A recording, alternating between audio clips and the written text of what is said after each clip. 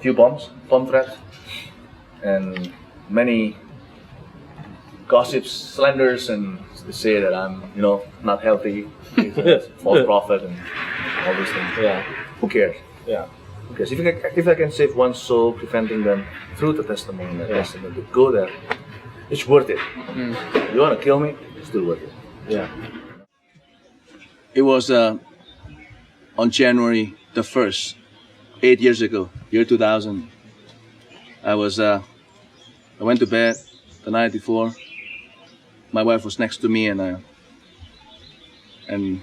there's one moment when I woke up, and with all consciousness, all my senses intact, my brain, everything, it's just fully conscious. But I was surprised because I wasn't where I was supposed to be, in my room. I was in a weird place. I couldn't explain. There's no place like that. And I was puzzling. Where am I? What's this? I mean, I'm conscious. It's not a dream, not a vision, but it's me. Like physically too, it's me. I just cannot see myself wearing what clothes and so on. It's all the details just lost. Because of the trauma, because of the shock. And I heard a voice behind me. I couldn't turn my neck, to the right, to the left. Just a voice behind me. And because I fellowship with that voice every day, reading the Bible every day, I know that voice is my master, Jesus Christ, saying to me, you are here by my will. Go ahead and go forward. Walk on. I'll lead you. I'll show you something to tell other people. And just walk on. And a very long path. Long path, and it's very stuffy, and no air, and no wind blowing, and it's very heavy. I think the stink itself could kill you, literally, in this life. But I know that I was in a good hand, and I walk on. Said, what is it that you are trying to show me? Get me out of here, Get me out of here. You feel everything. Like you feel your skin, you feel everything. And finally I reach a place. He led me to a place. It's a wide gate, and a huge wide gate. It's not like a gate at all. Nothing like it. Whatever I say here is just far to be likened to anything that we have seen in this life on earth. And that gate is so wide, and then there's supernatural writings on it. Above it, it's amazing even to be able to read it, because it's so far, it's so wide and tall, and it's a door. And the writing, and God touched my eyes to be able to interpret what it's written. It's something like the valley of death and torture, something like that. And a voice behind me saying, open the door. I say, I'm afraid to even open the door. It's so rusty, it could hurt my hand, because it's not a spiritual experience. It's like almost physical, not almost physical. It's more than physical. I'm not going to touch doors like that. It's going to hurt my hands. But before I touch it, the door opened by itself. And as it opens, it breaks my heart so much. I could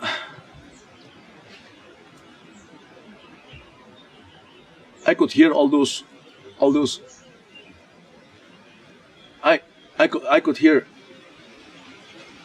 people, voices of human beings, crying for help and cursing, everything, you name it. And it's not clear anymore. So many people, and gnashing of teeth, and the heat the darkness just came out. It's not like darkness, like there's no light and this is darkness. The darkness is a force, and it's a reality. It's feeling the wrath of God in the air.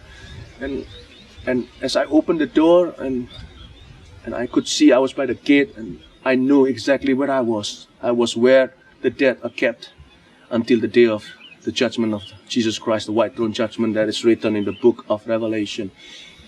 And before I could see anything else, I could see far away. It's too far for man to reach with his eyes, but because of Jesus and his power, I could see it very far away.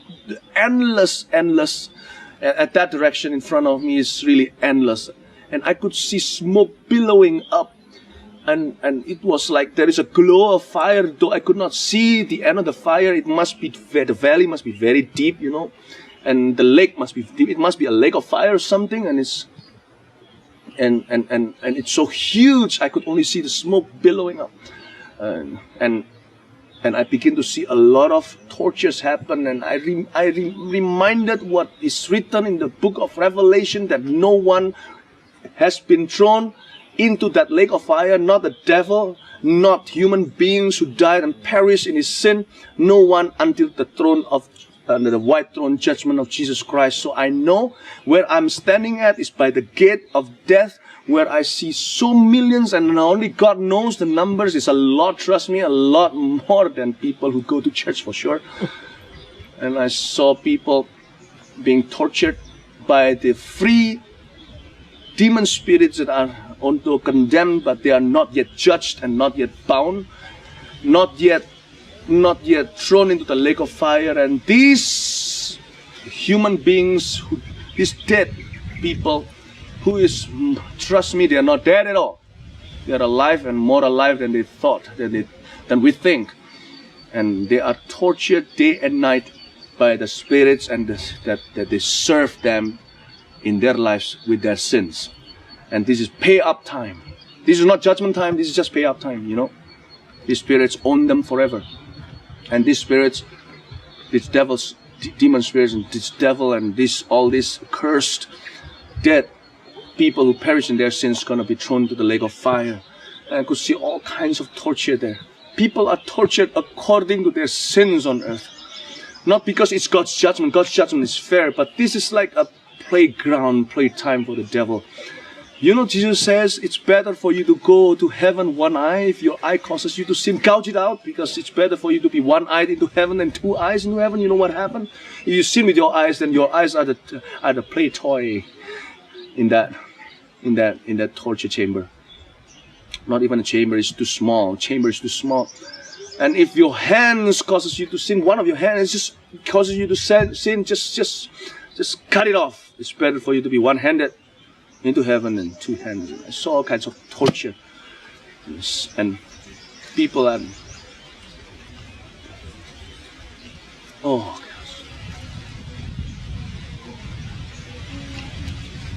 oh, have mercy. All I did was I just said, have mercy, Lord, have mercy. I almost died witnessing all that, and I didn't die because of God's strength. And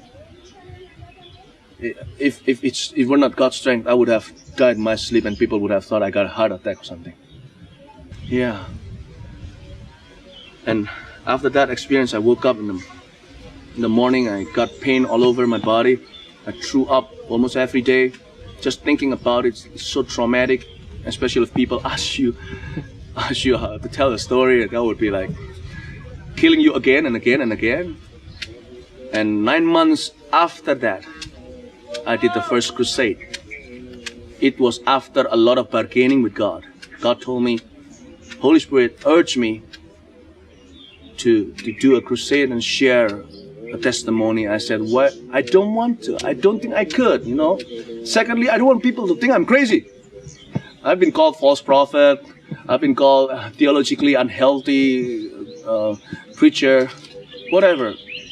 Lord, if you love me, don't tell me to do this. It's bad enough, you bring me there.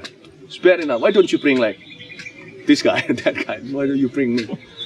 And I obeyed anyway. And in that crusade, I preached very simply, and a lot of people came and ran to the front to receive Jesus.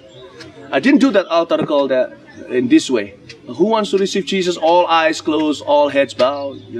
Nothing wrong with that style. I don't do that because of the emergency. You know what? Preaching the gospel is emergency. It's urgency. It's nothing. It's not nothing like it's not a joke. It's not manipulation.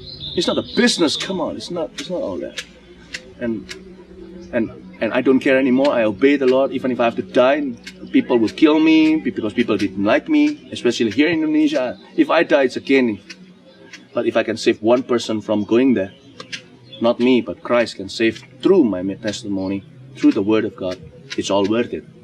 And people just ran forward and receiving Jesus. And I saw about 7 young men up there on the second floor as they are listening to my sermon. They were joking with each other as I was sharing this. And as I was giving the altar call, people just come forward for just a few seconds. I don't give them much time. And those 7 people just talk with each other, seemingly like mocking what my testimony. I don't take things like that personally, because it's not me they reject. Suddenly I get my first vision in that crusade. I got a vision, these 7 people willingly holding hands together jump into the lake of fire, and that broke my heart apart. Although about some thousands of people came to Christ in that 3 nights of crusades, but still cannot heal my heart. I know that those 7 people have hardened their hearts, and I don't think in any other crusades or in any other witnessing effort by their friends, if they hear something as hard as hell, they cannot change. They will not change at all. And how about the people in the Western world? Hell is a fantasy. Hell is just a word. Go to hell. Do you know what you're talking about? And hell is just a story, you know. It's not real. It's made up. Well, it's up to all of us what to believe. But I always have this belief. I share this, believe it or not, my hands are clean. Whether people believe or not believe is not in my control. As long as my hands, I know I'm clean, my hands are clean from your blood. You make your own choice. I've done my part. Yeah. And I knew that we are not to take sin lightly. We are to be judged according to our deeds. And Jesus Christ died as a horrible death. There must be something horrible in death for all human beings to experience, for such a love to be sent from above to die a horribly and embarrassingly humiliating death like Jesus did on the cross. We must not take things easily, take sin easily. And yeah,